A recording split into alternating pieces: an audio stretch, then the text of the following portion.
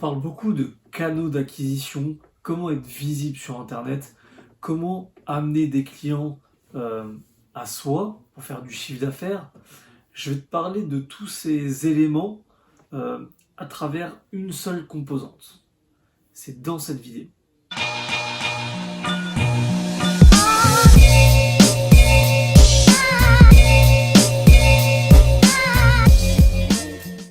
Salut YouTube! Si tu as cliqué sur cette vidéo, tu es peut-être intrigué de savoir de quoi je vais te parler. En effet, l'introduction n'était pas forcément claire.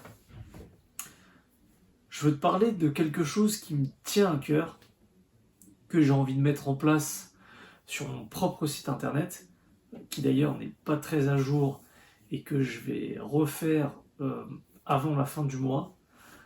L'idée, c'est de créer son propre média. Et là, tu te demandes un peu ce que je te raconte. Un média, c'est quoi? Un média, ça peut être une chaîne télé, ça peut être de la presse écrite, un magazine, ça peut être beaucoup de choses en média. Donc l'idée, ici, c'est de se créer un média à travers sa propre plateforme. Qu'est-ce que je veux dire par là? Une chaîne YouTube, c'est un média comme un autre, par exemple. Sauf que si tu ne respectes pas les règles de YouTube, au bout de 3 avertissements, ta chaîne peut être supprimée. Sur YouTube, comme sur d'autres plateformes, ça peut arriver de te faire supprimer tes comptes, comme ça. Donc l'idée, c'est de te faire comprendre, mais comment créer son propre média. Tu as plusieurs moyens de le faire, bien évidemment, mais la façon la plus intelligente, qui va te permettre sur le long terme d'avoir beaucoup de trafic, qui dit beaucoup de trafic, et après, tu as l'entonnoir de vente qui te permet de récupérer au final quelques clients sur ton trafic. Donc l'idée, c'est de créer son média via un site internet. Via un site internet, et sur ce site internet, après, les contenus qui sont diffusés dessus, tu peux les rebalancer sur d'autres plateformes, que ça soit des vidéos sur YouTube, que ça soit des podcasts sur Apple Podcasts, Spotify, ce genre de choses-là. Des articles de blog, tu peux après les retranscrire dans des plus courts articles sur LinkedIn par exemple. Tu peux en faire des petits posts sur les réseaux sociaux. Enfin bref, tu m'as compris. Donc, l'idée de ce média, c'est de tout centraliser en fait sur la même plateforme. Cette plateforme qui est ton site internet. Ce site internet, pourquoi c'est ton propre média? Parce que c'est toi qui le gères de A à Z.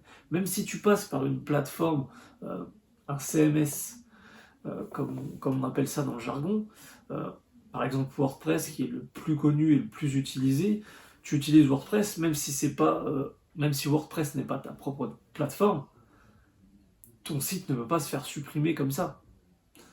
Donc voilà, en fait sur ton site internet, tu dis ce que tu y veux.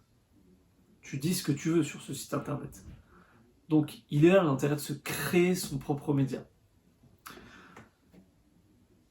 Le plus difficile, ça va être d'amener du trafic. Et ça va prendre du temps. Ça va prendre du temps, pourquoi? Parce que, en fait, en faisant de cette manière-là, tu vas devoir te référencer sur le SEO. Après, bien évidemment, tu peux te faire connaître de différentes manières. Tu peux faire de la publicité. Si tu es quelqu'un de connu, si tu mets nom, prénom pour ton site internet, tu as moyen d'avoir beaucoup de recherches dès le début si tu es quelqu'un de connu. Donc voilà, il y a toujours on peut toujours contourner les règles.